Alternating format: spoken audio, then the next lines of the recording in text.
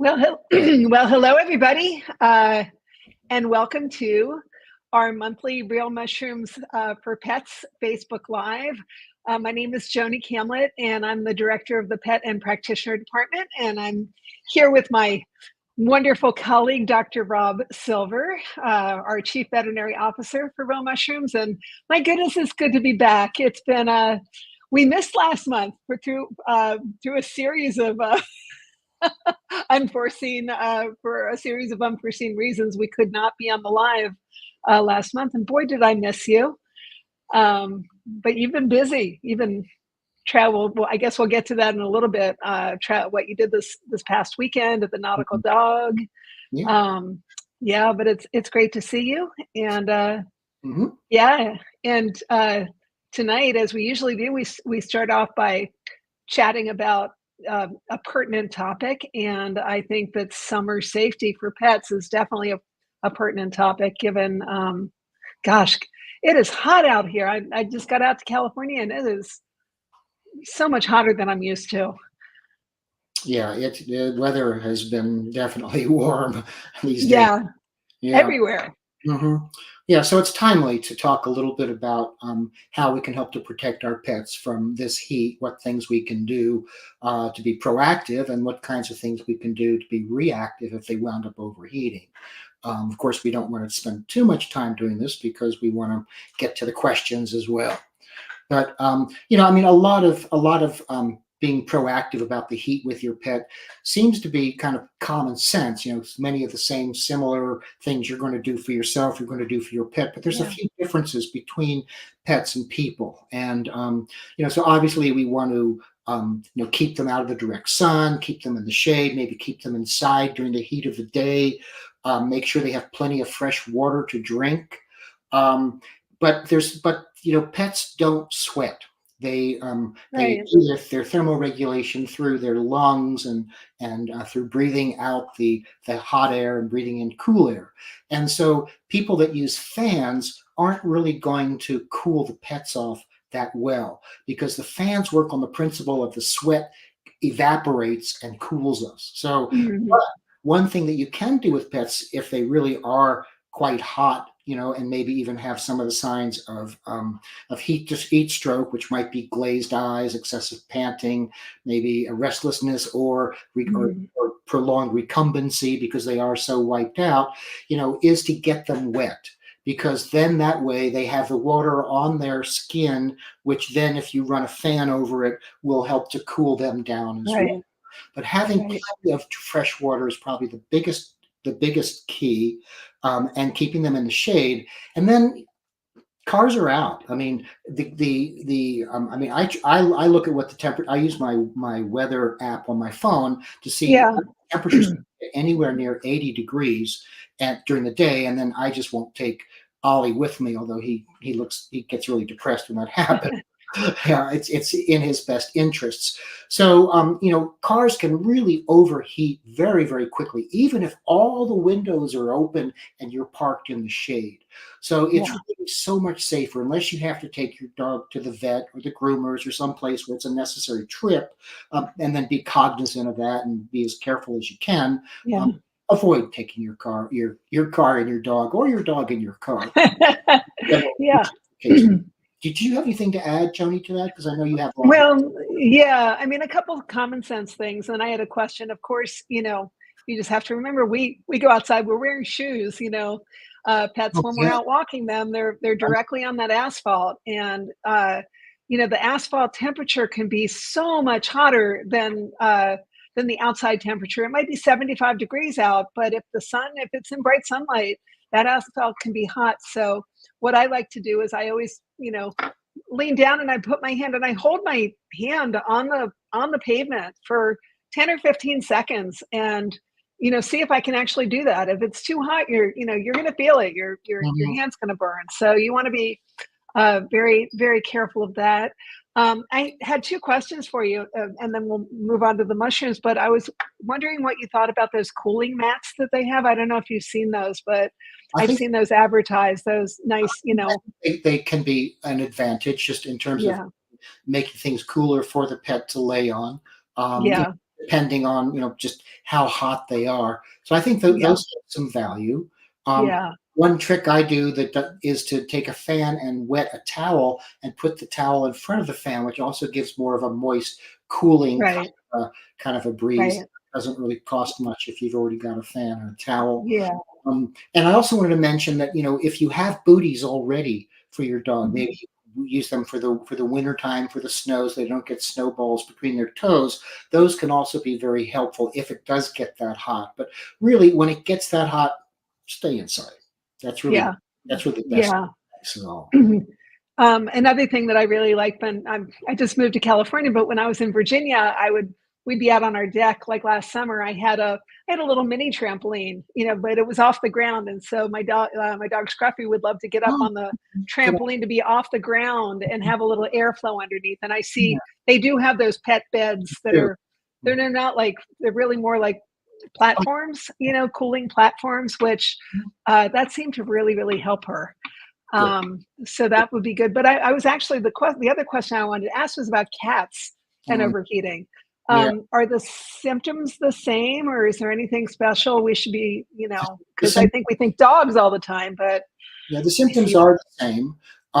Yeah. The larger your body mass, the more you retain heat. So small dogs may not be quite as affected by the heat, or small cats, Mhm. as a larger Mm. dog, which can get hotter that way. But yes, cats can also. I think they're not that happy about being misted and moistened. Yeah.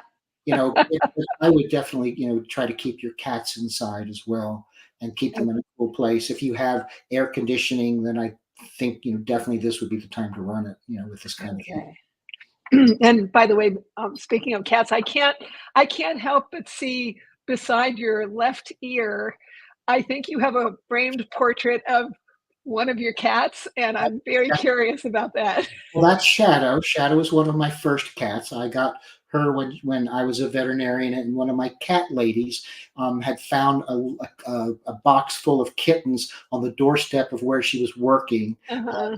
So I adopted Shadow from her. Aw, Shadow was very reclusive, and I considered it a win whenever she would even come close enough to me that I could pet her. yeah.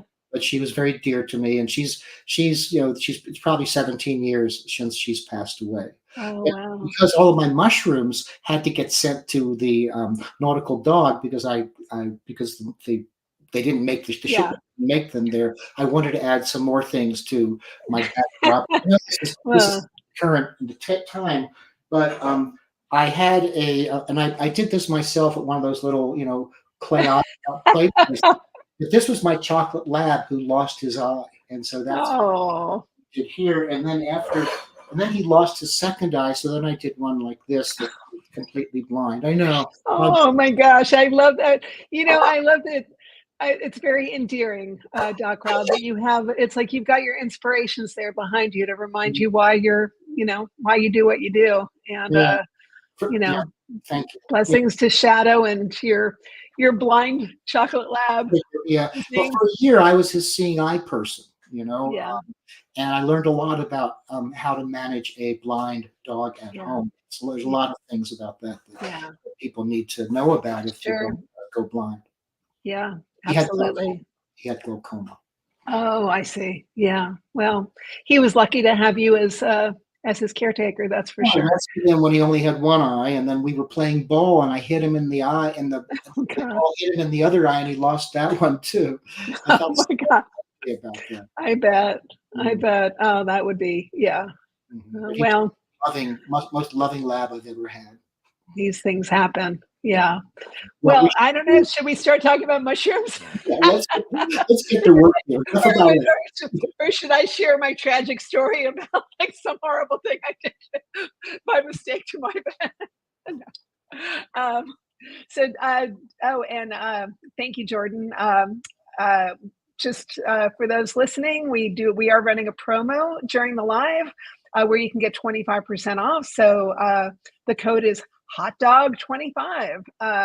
And that gives you 25% off our entire site until August 1st. So do write that down. That's a great bargain.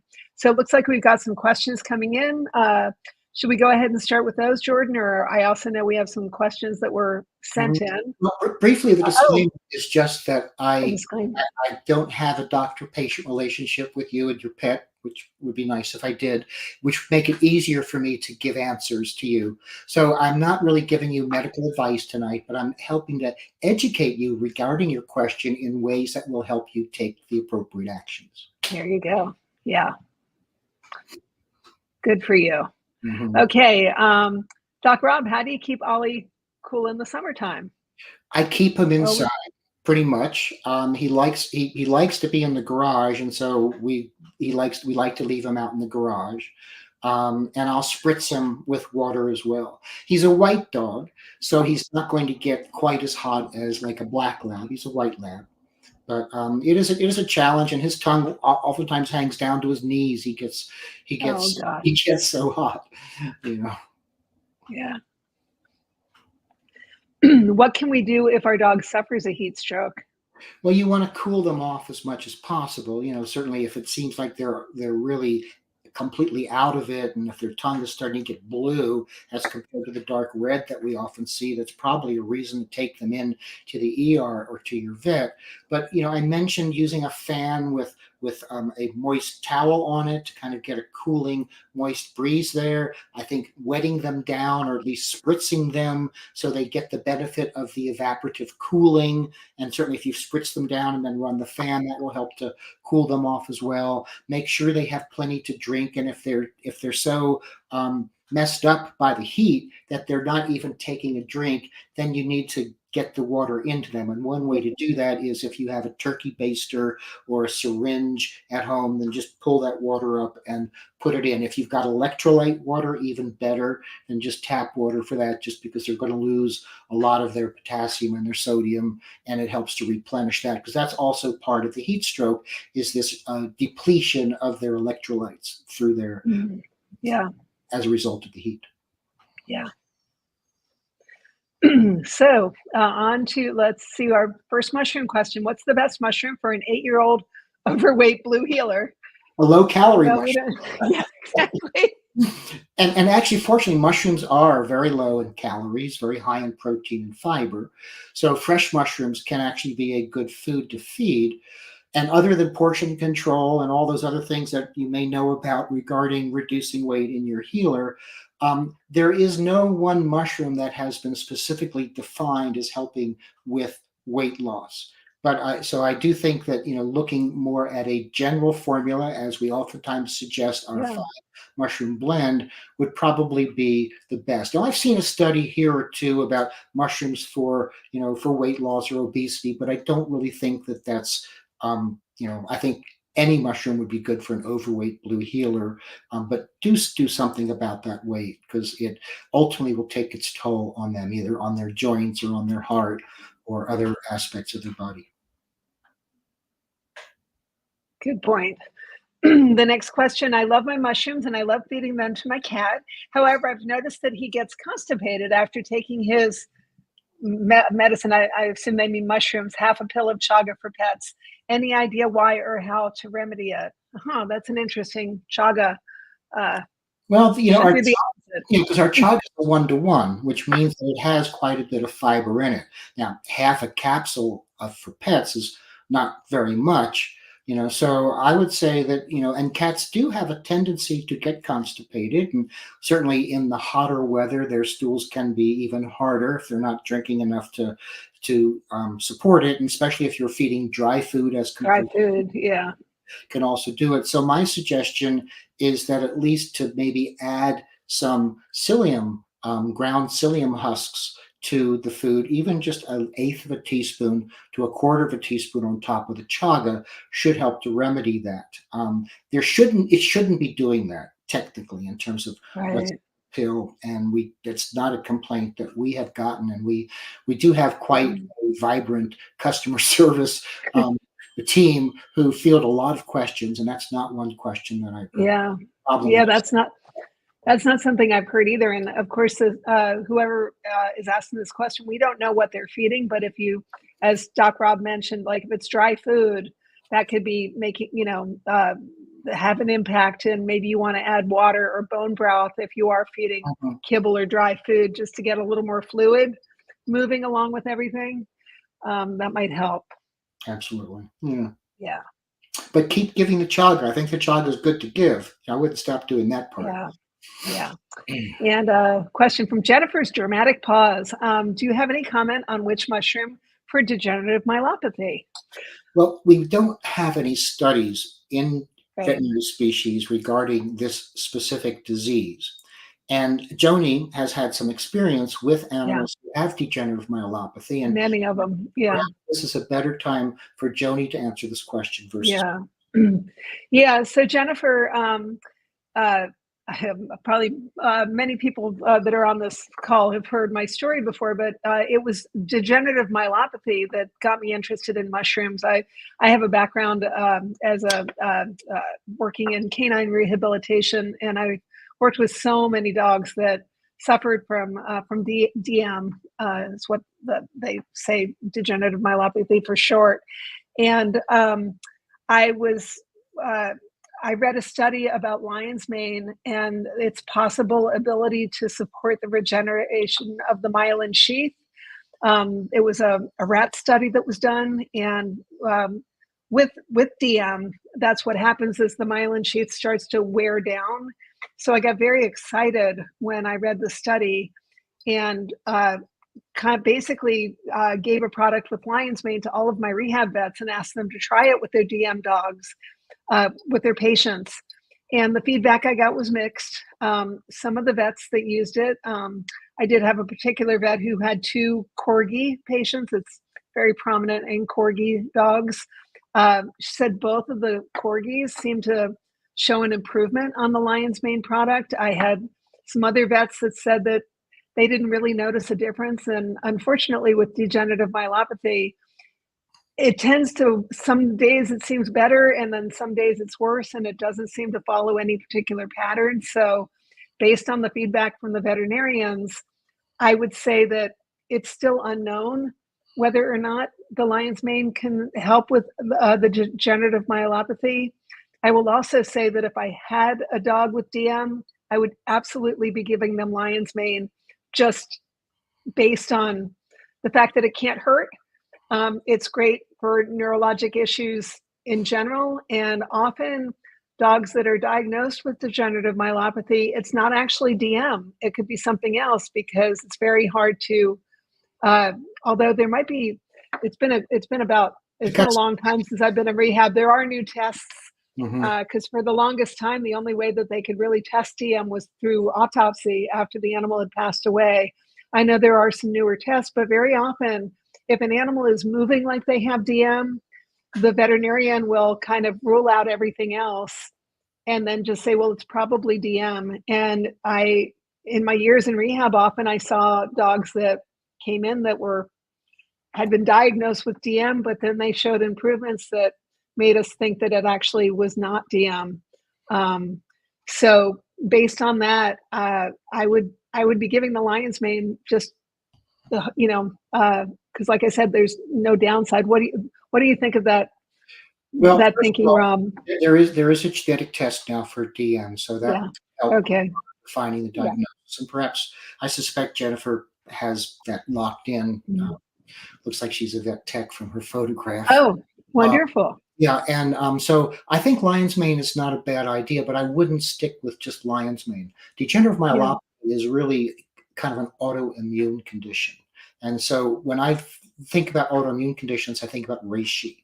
And Mm, we have another mushroom that's much like lion's mane and can also yeah. add some value in terms of hydration. So if someone asked me to make a formula for degenerative myelopathy, I'd probably use the lion's mane and the reishi and the tremella. Tremella. Yeah, definitely. The Maybe tremella as well. some Yeah. ergothine. I would pull out the Yeah. big guns for this because it's a big guns type of Yeah. condition, and it's so tragic when it strikes our Yeah. pets. Yeah. And thank you for sharing about that genetic test. I remember hearing about, and I haven't, I'm so busy on the Yeah, mushrooms and other things well, that it's it's great to have that well, finally be able to like confirm it, because mm, yeah. But Jennifer, please do let us know if you do try any of these, we'd love to hear feedback, because it's the same thing with the we get all these questions about the lipomas, and it's like, send us pictures, show us, like, give us the feedback on if it helped or not. Same with the DM. Hmm. Yeah. Yeah. Yeah. Oh, okay. UC Davis has the genetic testing. Wonderful. Yeah. So the next question from Patty. I have two Shih Tzus, 7 and 9 pounds. Use the relaxed chews when they are feeling apprehensive or stressed. How often can you give the relaxed chews in stressful situation? For example, the 4th of July. You can use them every day forever, quite frankly. It's very safe. Yeah. There's simple ingredients in there that have no toxicity at all. Now, Right. my approach to helping your dogs get through a problem such as July 4th that can create a lot of stress and anxiety and adverse reactions in dogs is to give them the relaxed chews leading up to that. So that, and oftentimes with July 4th or with thunderstorms, there's really, it really is happening almost all the time. So get them on it before they get all wound up and stressed out, at a kind of a maintenance dosage. And you'll see on the bottle, there's a range, like one chew per 20 to 40 pounds.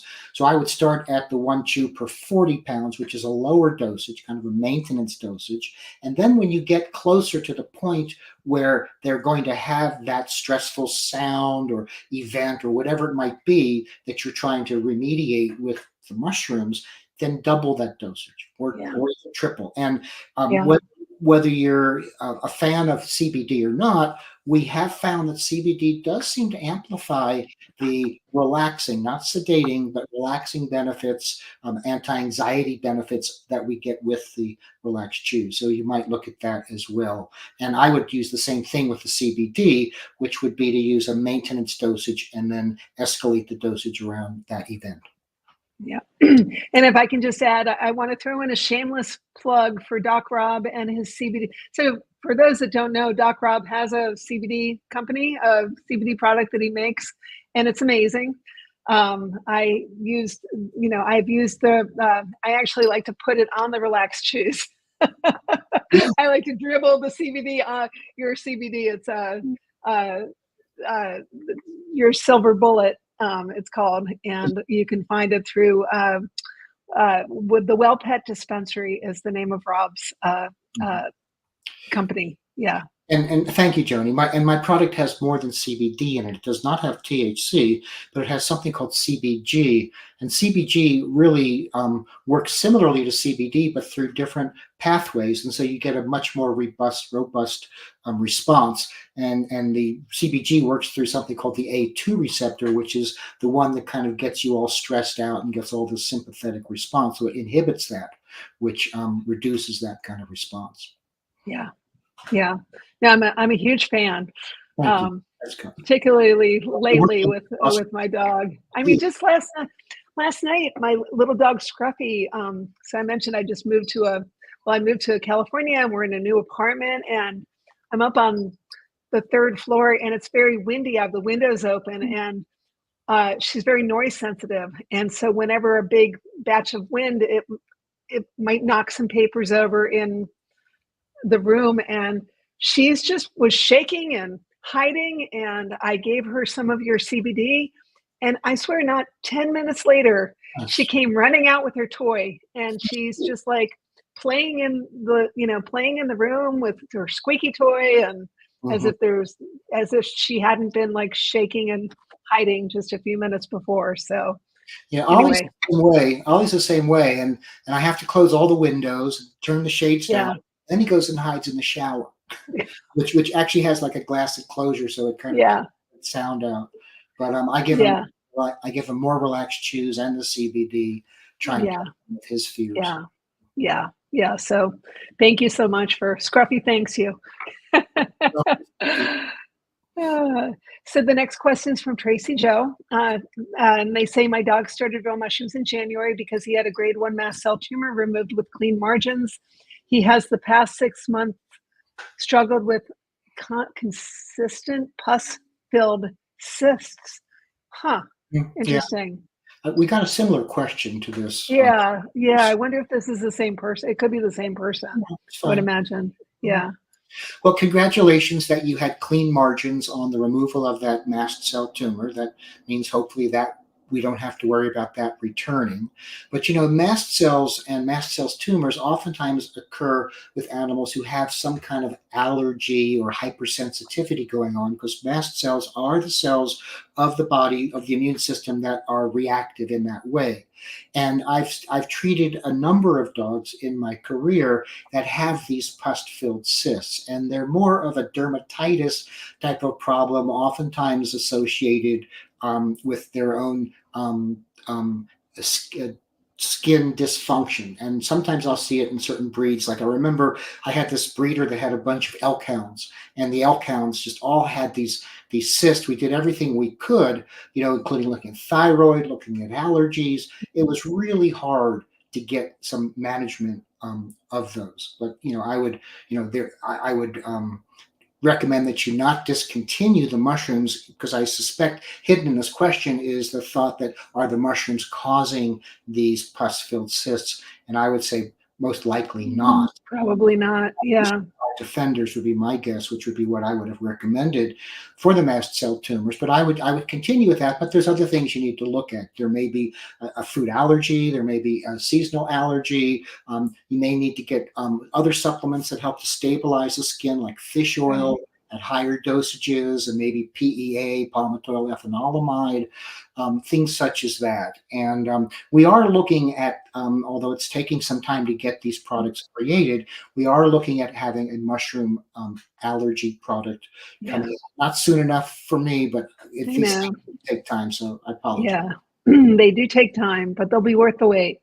They will. So I hope that helps, Tracy Jo, and good luck. I hope you can get a handle on what's going on with those cysts. Yeah, thanks for asking the question. Yeah. Eve is asking, would mushrooms help to boost an immune system to combat grass allergies? Yes, it will, but whether it's going to work or not doing that is another question. And as I mentioned in the previous answer to the question, our 5 defenders, which has the reishi and the chaga in it, which help to stabilize mast cell membranes, thereby reducing that histamine release, which is what causes many of the symptoms, can be very helpful. And the beta glucans in that product will help to normalize the immune system. But whether it's going to work enough for your dog or not, I can't say. And oftentimes these grass allergies are inhalant, although sometimes they'll get them on their feet and lick it, and then it becomes a little different thing. So you might want to look at hyposensitization, which is really considered to be the gold standard non-drug therapy to get the immune system more used to these kinds of allergens that it's reacting to inappropriately. Because allergies are where the immune system is overacting for things that are not a threat. Normally, the immune system is there to intervene and be vigilant about real life threats, like cancer, like infections, things like that. So I think mushrooms would be helpful. Certainly, I would suggest trying them. Whether I promise you that they're going to be successful in completely curing this condition, but they might help with the symptoms. Would it be 5 defenders or reishi? I would say 5 defenders, definitely. Because probably a good start, because it's got the chaga and reishi. Yeah.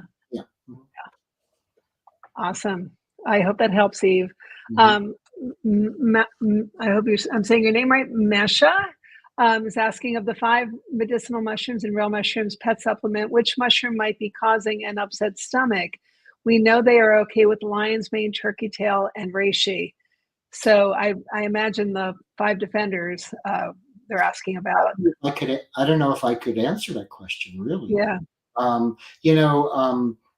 The chaga in the 5 defenders, which is not turkey tail or reishi, which are 2 other elements in the 5 defenders, the chaga is to actually be supportive of digestive, especially upper GI function in terms of the stomach, as is lion's mane. So, and shiitake and maitake, which are the other 2 ingredients, are very bland. I mean, there's some very prized edible mushrooms. So it's possible that your dog has kind of a very unique individual reaction to something that's in that product. Yeah. And if you know that they're okay with the lion's mane, turkey tail, and reishi, then I would stick with those and not try to push the envelope anymore. Stick with what's Right. good. Really, all mushrooms have incredible benefit. And although we talk about specific mushrooms for specific causes, really all mushrooms have so much similar Yeah. value that don't worry, you're not missing out by not using the five defenders for whatever it is in there that seems to be causing this problem. Exactly. That's the benefit of mushrooms. They're all immune modulating. They're all anti-inflammatory. They're all anti-neoplastic, meaning anti-cancer. So, and like Doc Rob was saying, I mean, it could be just your dog has a specific reaction to something in the product. As my mentor, Dr. Tom Cameron, used to say all the time, anything can cause anything. Like it just, we're not cookie cutter, and neither are our pets. So there can be that rare reaction to an ingredient in one of the products. And so it's great that the lion's mane, turkey tail, and reishi do not cause Yeah, stomach upset. those are So I would stick with those. Yeah, yeah. Hope that helps. The next question from Pam. I have an 8-pound Shih Tzu I adopted late last year. He recently tested positive for heartworm. He gets the daily dog. Is that the best mushroom supplement for that? I chose to do the slow kill with doxycycline. Any other suggestions for a dog with heartworm? Is there a mushroom for that available yet? Well, I think the daily dog is probably a good choice in this case. You might want to give it twice daily. Um, Mhm. I like the slow kill. I think it's better. Yeah, I think there's a couple of approaches to that. One approach is to use the preventative on a daily basis versus once monthly for that as well. But the injection can be quite hard on them, and depending on how severe that infestation is of heartworm, sometimes you have to go to that extreme measures. But if it's okay, if the dog seems like it's doing okay, then I think what you're doing is fine. But this does bring out the importance of heartworm preventative. And as much as we don't like pharmaceuticals, sometimes they are important because the disease in this case is far worse than whatever the side effects of the pharmaceutical that prevents heartworm can cause for most animals. I know we do have some animals with yeah. reactions. Yeah. Mhm. I I have a question about that, Doc Rob. Like there are certain parts of the country where heartworm is not prevalent, Yeah. and so I do know, and I'm one of those people. I, when I'm in an area where there's not a high degree of heartworm, I prefer to just test often for heartworm to see, and make sure it's not there, and with the potential to kind of catch it early if it does occur. Or is that the wrong way to go? I think testing as often as you can, certainly maybe every 6 months, because it does take a Yeah. Yep. to become positive, is a good idea. Depending, of course, where you are. If Yeah. you're traveling through endemic areas for heartworm, then Right. more frequently. If it's a low heartworm area, I'm in Colorado. We don't really haven't had much Yeah. of these heartworms, but we have climate change, and we have a lot of Yeah. people moving into our state from out of state areas where their animals have heartworm, which then would Yeah. be picked up by a mosquito. We certainly have mosquitoes here. So, Yeah. when I was in practice, I really kind of looked at what their travel history was, where they were. We always tested and kind of explained to them the situation. I would recommend, using the medication during mosquito season. And there's a certain ambient temperature where we don't really worry about the mosquitoes. So oftentimes that might be only like May to September, Yeah. like that, or Right. May to October. Right. That's the Right. period. But Yeah. but the issue is so bad if they get it that Right. I think that this is one of those cases where we really need to kind of lower our guard and allow the heartworm medication Yeah. to be given. And the low doses they use these days for the ivermectins or the other versions of ivermectin, because some dogs are overly sensitive to the ivermectin, it really is pretty safe in general. Yeah.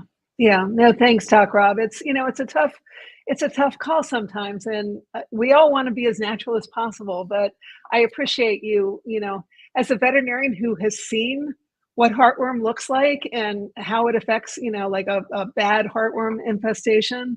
like anyone in the profession that's seen that is going to think twice about, about their treatment.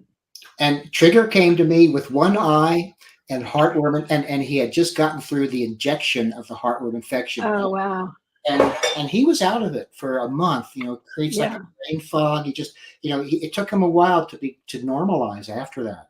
But he did continue to test negative, and so that was a good thing. But thank goodness. Thank you for the question, Pam. And a reminder to those that are listening, we're running a promo. So write it down.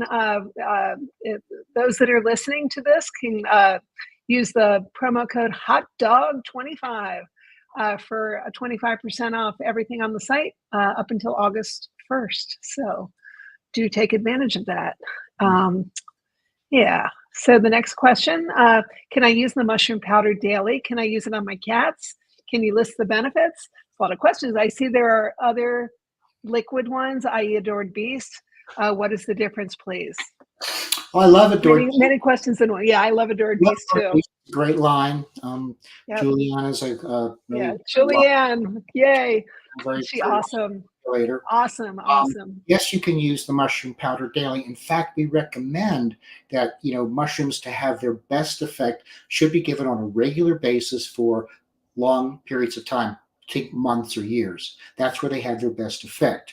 Can you use it on your cats? Yes. Will the cats accept it? That's up to them.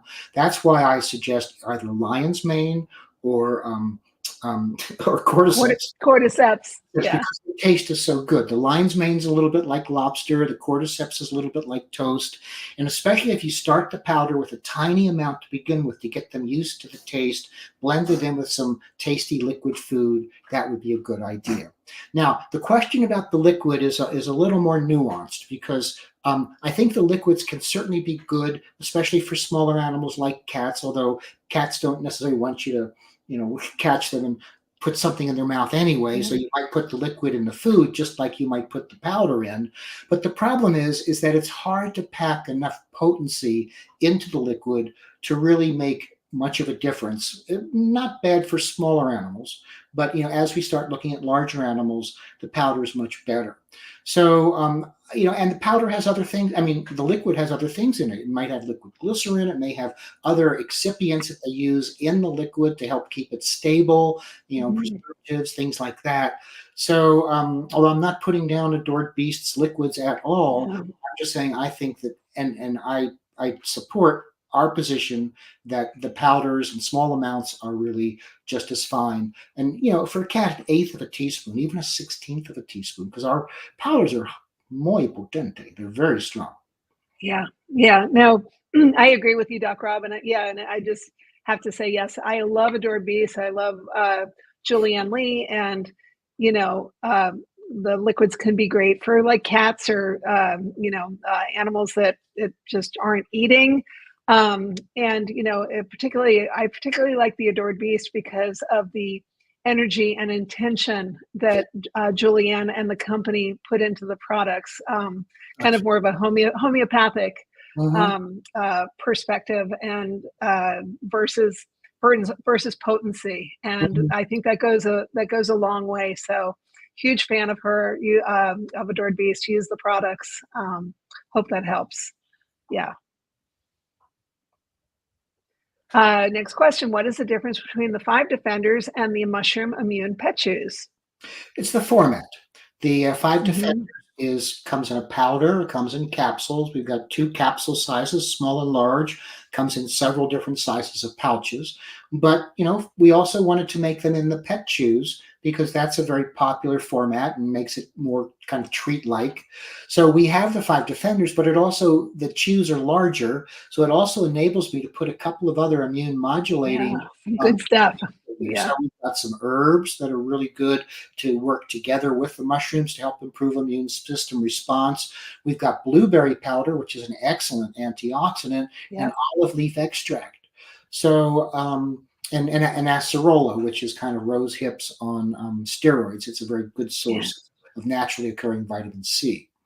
Yeah. So that's the difference, and I think probably if we could measure the potency between the two, I would say probably the immune pet chews are more potent, but they also contain ingredients. And oftentimes there's pets that don't do well with certain ingredients. So it's nice to have choices out there in the marketplace for people, depending that they can find the right product that'll be perfect for their individual pets' Yeah. needs.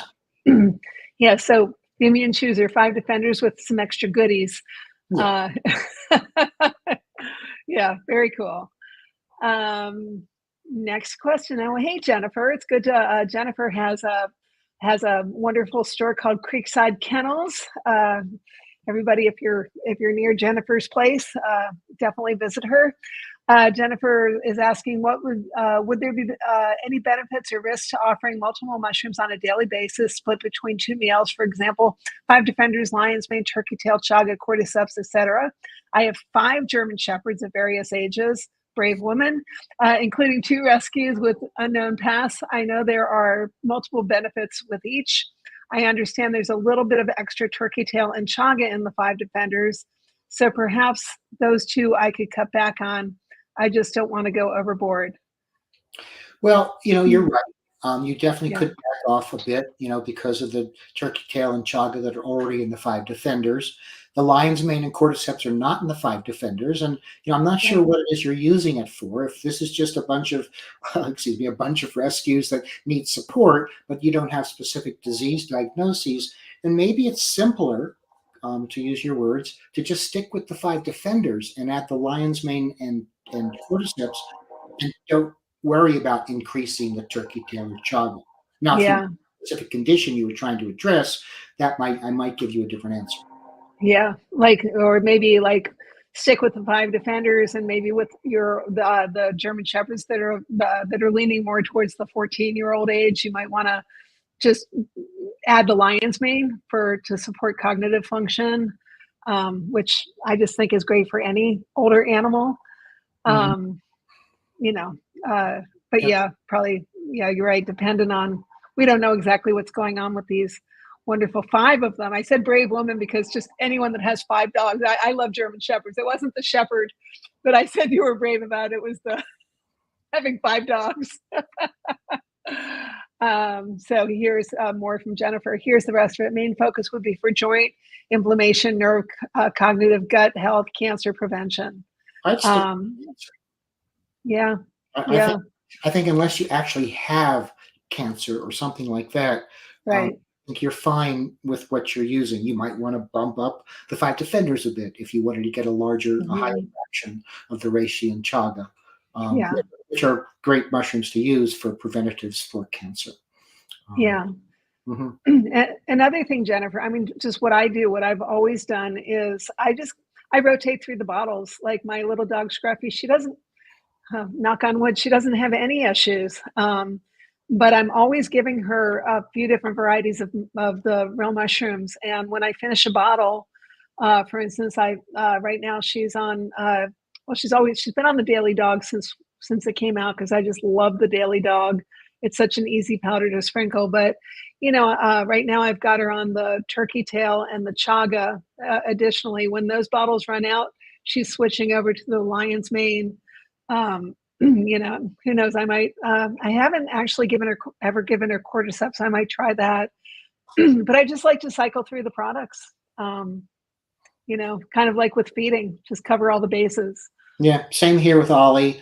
I've got a lot of stuff on the shelf. It goes bad. So I pull it off the Yeah, shelf, and right yeah, now Ollie's getting a chaga turkey tail, a powder blend that I put on top of his homemade food. yeah. And just since Doc Rob already spilled the beans about the allergy formula, I will say that we are also. These things take so long. It's excruciatingly detailed to launch a new product, especially when you're trying to do it like the correct way, using the correct ingredients and the right synergy, etc. But we do have a joint a joint product We do, that's in the works. and it's pretty. So very excited about that. I think people are going to love having a mushroom joint product. So we're working on it as fast as we can. But we want to do it right, and as Robin said, it's like he's an artist. Like, if you can't get an ingredient, you don't want to just replace it with something, something else. You work really hard to get the ingredient that will work best synergistically. And sometimes you're getting, you want to make sure it's the highest quality and meets all the product testing, etc. So it can take a while. It certainly can. Yeah. Well, thank you, Pam. I am so close to publishing that I can taste it. We will let you know when that's out. If you're familiar with my website, and there was a link to it before, and you want to sign up for my newsletter, my weekly newsletter, we're definitely going to announce it there. We'll also announce it with a banner on the website if you don't want to sign up for a newsletter. But it's close; it's really close. And I thought it was interesting that in another question, someone said, "Is there a mushroom for that?" I know. And by the way, because that's what people ask: "Is there a mushroom for that?" And yes, there is. And just to be a little redundant here, just for those people, because some people do listen to this while they're driving or cooking and they don't see the question. What Doc Rob is responding to is Pam was asking if Dr. Rob's book is out yet, and the book is going to be called "There's a Mushroom for That," and we can't wait. We're very excited, and it's close. Doc Rob doesn't know this. I'm actually going to tell you for the first time live on the air here, but I'm working on trying to set up a book tour for you. Wow, excellent. Surprise. We'll talk about it. Yeah, no, I'm definitely got me down for that, and it's certainly good promotion book, but also good promotion for the use of mushrooms, which is what we are so dedicated to educating parents about. So if anybody out there is listening and you have a pet store or know of a pet store where you would like, I mean, it's still in the early stages, but this is a great place to talk about it. I'm so excited about Rob's book, and we want to get out there promoting it. So anyway, sure, we'll talk about it. It's funny because Rob and I've been traveling cross country. Rob's been traveling. We haven't actually had a chance to. We usually, talk, once a week or once every other week. It's been a while. So I've been saving all this stuff to tell you, but I just couldn't hold it in any longer. So there you go. Thank you. I appreciate it. We have a meeting next week, and we'll we do. We'll catch up, and I'll say, "What are you talking about? What? But I don't remember saying." Yeah. Anyway, the next question from Vincenzo. I have a 17-year-old, 12-pound home-cooked. I'm assuming that he home cooks for his miniature schnauzer and that it's not a home-cooked miniature schnauzer with early stage dementia and stage 2 kidney disease. Wondering your thoughts on what would be the best approach. Well, I think 17. Two mushrooms that I would suggest for that. And each mushroom is really targeted to each of those conditions. The cordyceps has shown very good value in helping with chronic kidney disease. Stage 2 is still a bit early, thankfully, in the process. So I think getting the mushroom on board is a good idea. There are studies where the mushroom has been able to actually lower many of those kidney values, creatinine and BUN. I think that's a good idea, and it's very tasty. So your 17-year-old dog will probably love it mixed in with its home-cooked food.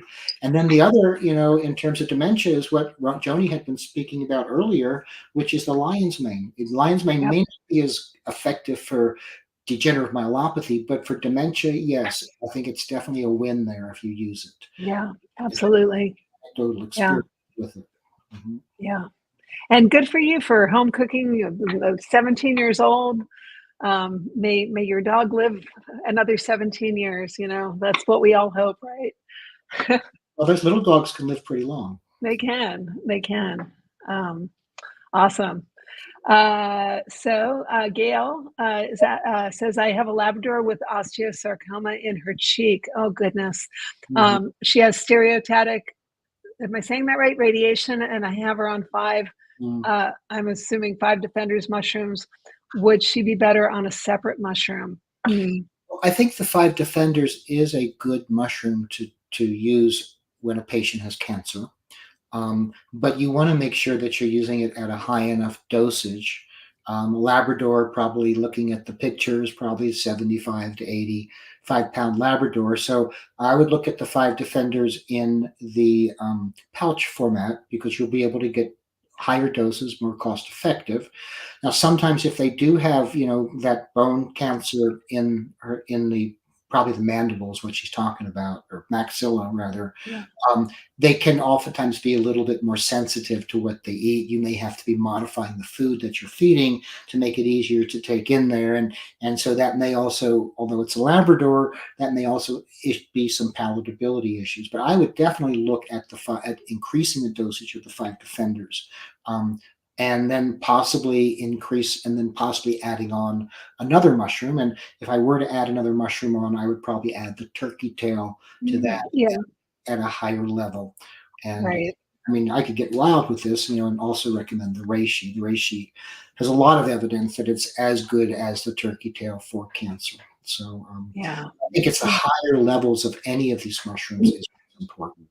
Yeah. But it seems like in addition to the Five Defenders, a higher, the single mushroom, either turkey tail and reishi, in a higher dose, it probably wouldn't hurt with this, with an aggressive And issue like this. Yeah.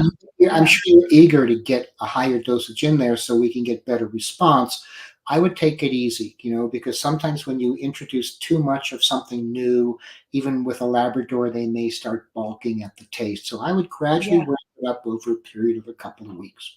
Yeah. Yeah. And do keep in mind that if you do decide on the reishi, it's very bitter tasting. So you would probably, not all dogs, I mean, some dogs do like the taste Yeah. apparently, but Mhm. not all dogs do, especially if there's some appetite issues. So you would want to probably get the reishi in capsule instead of powder, Mhm. in a pill pocket or meatball, or Yeah. something like that. A healthy pill pocket. I'm surprised how many pet parents I'm talking to. For instance, this weekend when I was at this pet expo in Virginia, how many of them actually just give the reishi powder and their dogs accept it no problem. So Yeah. bad on us for trying to think like a dog. Just Yeah. leave it up to the dogs to make that decision. Yeah. But Yeah, exactly. Yeah. she can be quite bitter. And Yeah. And and on that note, you mentioned, can you just give a quick recap of, I know this weekend you were at a really exciting event with Karen Becker and Robbie Habib and other speakers, and very, very excited what Pet Parent 2.0 group of pet folks. it was Sounds really like it was yeah. it was very very good meeting. It was sold out. The speakers were amazing. I mean, Rodney and Karen did an incredible job. I've listened to them speak before, but this is one of the first times I was really like, wow, they did such a great job. Yeah, And they're then so good. as well, Dr. Woodley, Katie Woodley. I was really impressed with the breadth and depth of their knowledge and their ability to express it. And the pet parents and everybody there, it was just such a great Yeah, experience to be there. I yeah. was really so happy I went. Yeah, yeah. Here, shout out to Virginia. Virginia is really showing up. This was at the Nautical Dog in Virginia, and for anyone in Virginia, the Northern Virginia, Claudia Montoya and Miss Kibbles is doing also another event in Mhm. September in Virginia. I'm blanking on the name of it, but Mm. there's just a lot of really exciting things. If you're interested in seeing some of these speakers live, there's lots of opportunity coming up in the next few months. Okay, we can move back on to questions. I think it's called Raising Pets Naturally. Raising Pets Naturally. Okay. Yeah, Mhm. and I had total FOMO. I couldn't be there, and I was looking at all the pictures and hearing about all the excitement, and I was in the middle of my move, so Well, Rob was there with, yeah, it was really good. Mhm. yeah, awesome. So Lauren has a great question. I use real mushroom products for my dogs and myself. Why is microcrystalline cellulose in the capsules? Well, because in order to get a high enough amount of the powder of the mushroom into the capsule, it's a small little space, they need to use what they call a flow agent, which actually allows it to better get in there. Now, Yep. unfortunately, the flow agent does take up some of that capsule space, so you don't get as much as you might if you're just using the powder. Microcrystalline cellulose, I mean, you know what cellulose is. It's what's made up in plants. It's really totally Yeah. non-toxic. Inert Yeah. ingredient. And most of these, and really all of these fillers are inert ingredients. There's Right. some negative spin out there about this and that, but it's really just, Crazy. Yeah. well, they really got started by competing companies who weren't using them, saying, "Oh, they're using that filler. Watch out, Yeah. toxic if you give it, 100 times what is in that capsule or something." But Yeah. don't worry about it. It's just part of what it takes to manufacture a capsule, and Yeah. you can give the product in a powder format. You're going to Right. save money. You're going to avoid the capsule material itself and whatever the flow agent might be. So, I mean, if your dog will Yeah. take it away, that's really the best way to go.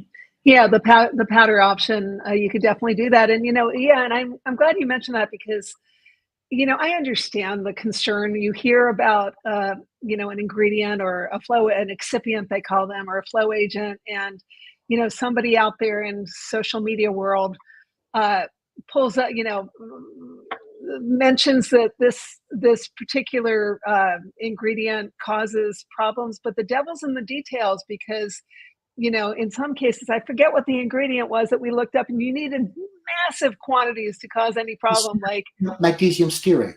Yeah. magnesium stearate. Yeah, like there's nothing wrong with the amount that we use. Like you'd need like a pound of it or something to cause Well, any and those problem. studies they quote are where they give, they try to find out how toxic it is by giving huge amounts to mice, and then Yeah, that's the study that they quote. Stearic acid is just a fatty acid. It's just yeah, a type of oil, It's right, found in a lot of. right.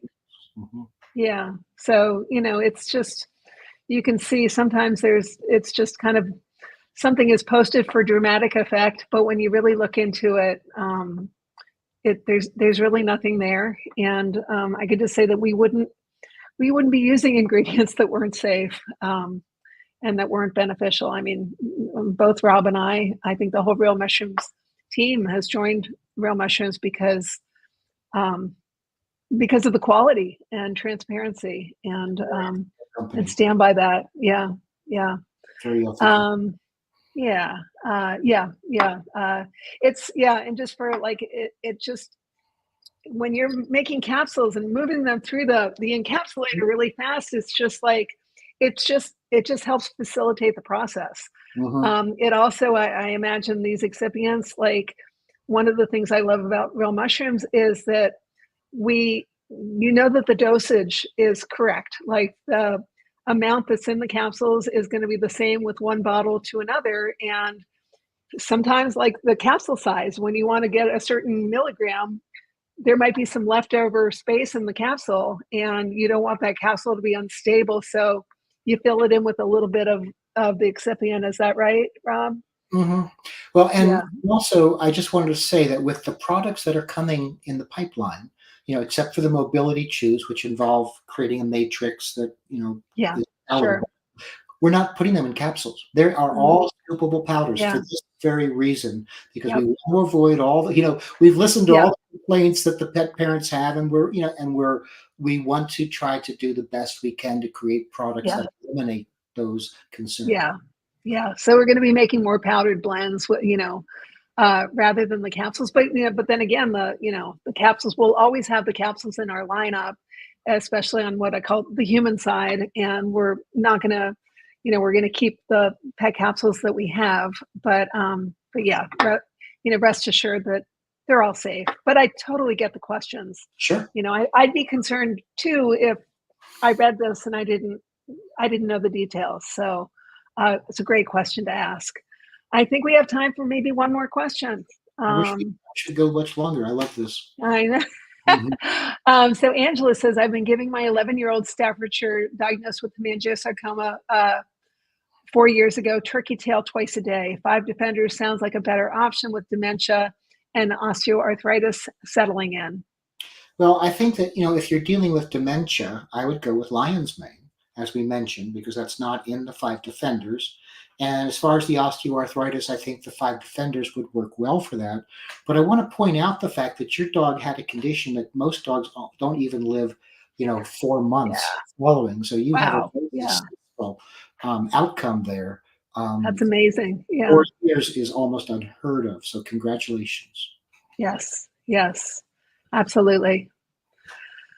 All righty. Well, we are at the 1 hour mark, and everybody, a reminder: hot dog 25 for 25% off site wide. So that's off all the, not just the pet products, but all the products. If you haven't tried our hot chocolate or our creamers, I recommend trying that, and also get some products for yourself. Take great care of your pets. You need to take care of yourself as well. This has been fun, huh? One more thing to say though, if Yeah. we should have been saying this in past ones, but if you have questions that we didn't get to tonight, you can submit them to Sure. our customer service, because we do wind up getting those things answered. Yeah. Yeah. Well, some of these Yeah. animals, you have health concerns. Again, we can't give medical advice, but we know the educational advice that we give can be helpful to your pets who have medical concerns. Yeah. And also our Real Mushrooms for Pets Facebook page. We have a private Facebook page called Real Mushrooms for Pets, and it's moderated by Jill Vega. She's been doing an awesome job, and she consults with Doc Rob on a lot of the questions, and great group of support. So much support in there from other pet parents, etc. So that's another way that you can kind of stay in the loop in between these monthly sessions. Yeah. Well, this is fun, Rob. Appreciate it. It was fun. It's good to see you again, Joni. I'm Good glad to see you. Settled in your new digs. Mm-hmm. Yeah. Yeah, me too. And I look forward to talking with you next week so we can start planning all the exciting things for 2025. Absolutely. Yeah. All righty, y'all. We'll see you next time.